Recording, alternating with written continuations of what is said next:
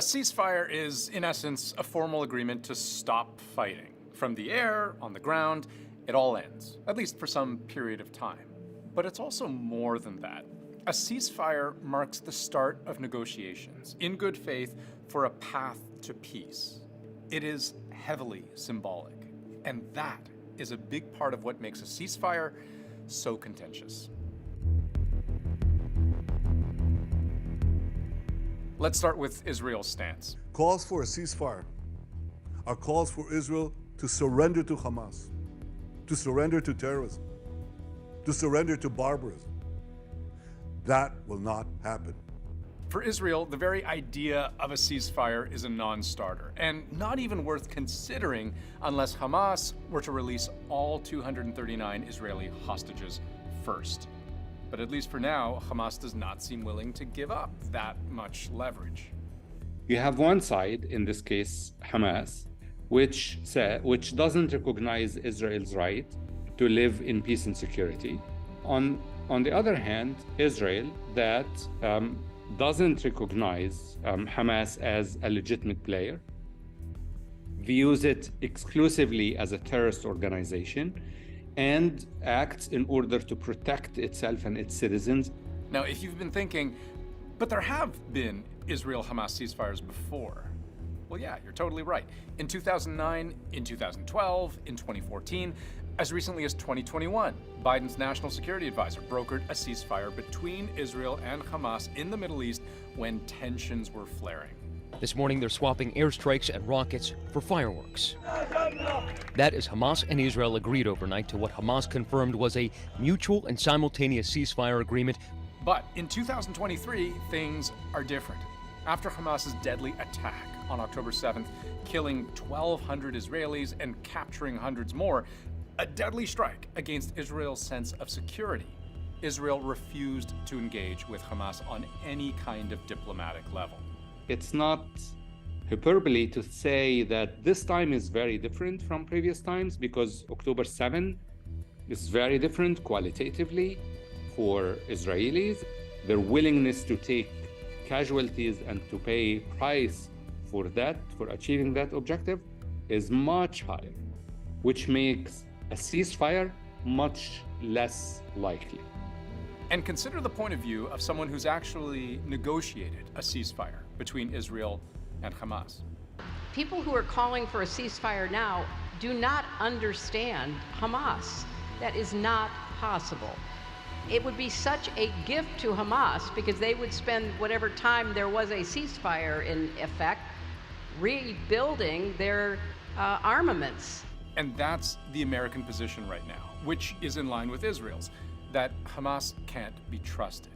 That if the goal is twofold, destroy Hamas and destroy everything it has, all ability to mount another attack, then any pause in the fighting risks giving Hamas an opportunity to regroup or bounce back. And you don't have to take my word for it. Just a few days ago, a senior Hamas official said that it was their intent to do October 7th again and again and again. No nation, none of us, can accept that. And what the U.S. thinks matters greatly to Israel. One, because money. The U.S. provides billions of dollars in military support to Israel every year, $260 billion since the end of the Second World War. From Israel's perspective, about 16% of its total defense budget comes from the United States. At least before this conflict, they were receiving somewhere in the vicinity of $4 billion US a year in military assistance. And of course, the links between Israel and the United States are well known and well established. So when the United States speaks, Israel listens. But so does the rest of the world. Certainly other Western allies, including Canada, who have so far been in lockstep, reasserting again and again Israel's right to defend itself. Some avoid the word ceasefire altogether. Others, like the UK, have voted to oppose it. So the noes have it, the noes have it. Our position as a government is clear on this. It's right that Israel is able to defend itself, and that principle is one which we support. Instead, most allies are calling for a pause, which maybe sounds like a distinction without a difference, right? But remember what a ceasefire is. Two parties negotiating with each other at the same table, with the goal of reaching an end to the fighting. A pause doesn't carry that symbolic weight, and it would have two very specific goals: getting aid in and getting hostages out. I think that's what is acceptable to Israel, and therefore, for the moment, that is what is acceptable to their Western allies. But don't write off a ceasefire just yet. There are signs that cracks in the alliance are beginning to form. French President Emmanuel Macron has become the first G7 leader calling for a ceasefire in Gaza. I think this is the only solution we have, this ceasefire, because it's impossible to explain we want to fight against terrorism by killing innocent people. When asked if he wants other G7 leaders to join his calls for a ceasefire, Macron replied, "I hope they will." Since the start of this war, the calls for a ceasefire have been getting louder.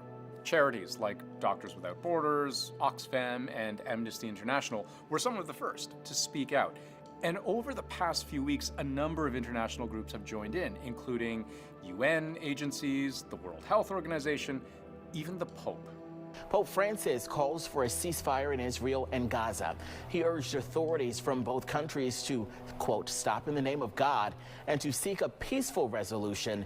Protests and rallies all over Toronto, London, Paris, Chicago, Los Angeles, Santiago, Jakarta. They've also been growing. Hundreds of thousands of people in some places demanding an end to the violence. Free Palestine! End the siege on Palestine! End the siege on Palestine now! What do we want? Ceasefire! What do we want now? C'est l'humanité pour l'assassin! On parle de Gaza! On parle de Palestine! In Canada, public opinion appears to be sliding heavily towards a ceasefire. An Angus Reid poll conducted earlier this month suggests a majority, 65%, of Canadians support either a full or temporary ceasefire. And an Ipsos poll conducted online this week suggests a similar finding in the US, with 68% of respondents saying that Israel should call a ceasefire and try to negotiate. And all of that concern is increasingly being directed not just at Israel's prime minister, but also at other world leaders to change their stance. There's clearly a sense now that, yes, the Hamas attack was wrong, but things have careened out of control. The more the war goes on, the more the opinions of the rest of the world, which are actively condemning the war, will begin, I think, to color opinion here. This week in Canada, MPs' offices have been vandalized and surrounded by protesters calling for a ceasefire. Hundreds of protesters confronted Prime Minister Justin Trudeau at a Vancouver restaurant. 100 police officers were deployed to deal with the protests. Some 250 protesters gathered outside the Vancouver restaurant he was in, then within it. Call for ceasefire! You have to die! You have blood on your hands! And while Trudeau continues to avoid the word ceasefire, he has grown more and more critical of Israel. I urge the government of Israel to exercise maximum restraint. The world is witnessing this, the killing of women and children, of babies. This has to stop. And remember that UK ceasefire vote, the one where most MPs, 290 to be exact, voted against it. Well, more than a third, 183, voted for it. And several in the Labour Party actually quit their posts over it. These are the 11 shadow ministers and aides who voted for a ceasefire anyway and have to resign their posts. One of them told me MPs were feeling intense pressure. The emails that I've had are very reflective and very supportive of an immediate ceasefire. But here's the thing. Even if every single country called for a ceasefire, there's only one that matters more than all the others. With regard to when is this going to stop, I think it's going to stop when Hamas no longer maintains the capacity to murder and abuse and just do horrific things to the Israelis. The only nation that can influence Israel is the United States of America. Everybody else is background noise. Well, there'll be no ceasefire, general ceasefire in Gaza without the release of our hostages. Certainly for Israel, a ceasefire means more or less an end to the war, and they cannot